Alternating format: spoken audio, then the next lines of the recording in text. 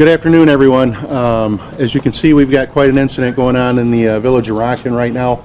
About 7 o'clock this morning, the Fire Protection District, the Rockton Fire Protection District, was dispatched to smoke in the building at 1165 Prairie Hill Road, which is the Chemtool lubricant manufacturing facility here in town. When we first arrived, we had heavy fire conditions already through the roof. As far as a start or a cause of what created this this catastrophic incident, we don't know yet. Everything is still under investigation. But the main thing that I do want to tell you that the plant was evacuated. Prior to our arrival, there was about 70 employees on site. They were swiftly evacuated, and there were no injuries reported from any plant employees. We did have one firefighter injured. It seemed to be minor injuries. He actually walked to an ambulance, so that's good, but he was transported for some minor injuries. So at this point in time, I'll take any questions. So go ahead. So we've heard a possible worker ran into one of the barrels. Can you say anything on I that? can't confirm that because we haven't had an actual interview with any of the employees yet. We've been just trying to get this situation contained. So at this point in time, that's not confirmed. And can you tell us about the surrounding areas? I mean, there's so many homes, so many neighborhoods. Obviously, that's all evacuated, but has it spread outside of the actual... At this point in time, we have a 1-mile radius evacuation zone from the point of the incident.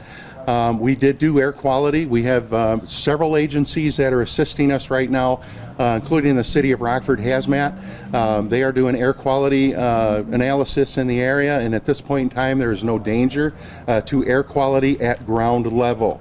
Now, I understand everyone can see the large plume of smoke that's going south and southeast at this point in time, but I assure you that there is no danger at ground level at the plant, but just for a precautionary measure, we decided that it was in the best interest of community safety that we evacuated the area. There were a lot of explosions. Are there still explosions at this time? At this point in time, the building is pretty much consumed. We're thinking that this is going to be a several-day event to have all this product burned off, and that's the best thing that we can do right now.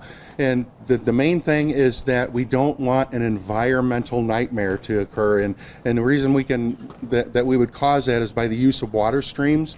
So we stopped water operations at this point. We stopped suppression. We felt it was in our best interest to let this product burn off. The Rock River, which is a very large waterway, is about 300 meters to the west of this location. So that's one thing that we're definitely concerned about, is product runoff into the river. So we don't want that to happen. So at this point in time, it's best that we just let this product burn. Is the product mainly oil then? Oil-based lubricants is what is manufactured at Chemtool.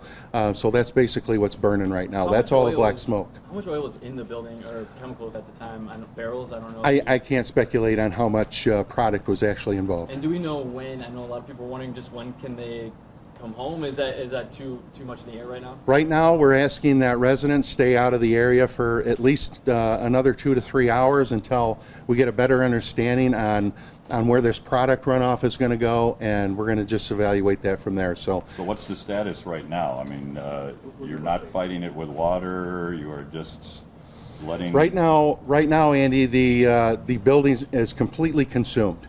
So it's no longer standing. Like I said, this was a fast-moving fire. It was wind-driven. You can tell by the winds that we have in the area today that it's been very windy this morning.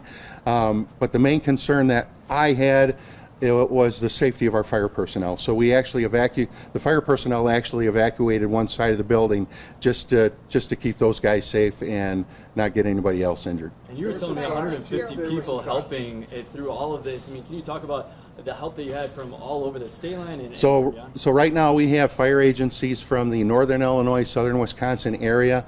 There's probably between 40 and 45 agencies that are involved, fire agencies, and there's probably 150 to 175 fire personnel on scene.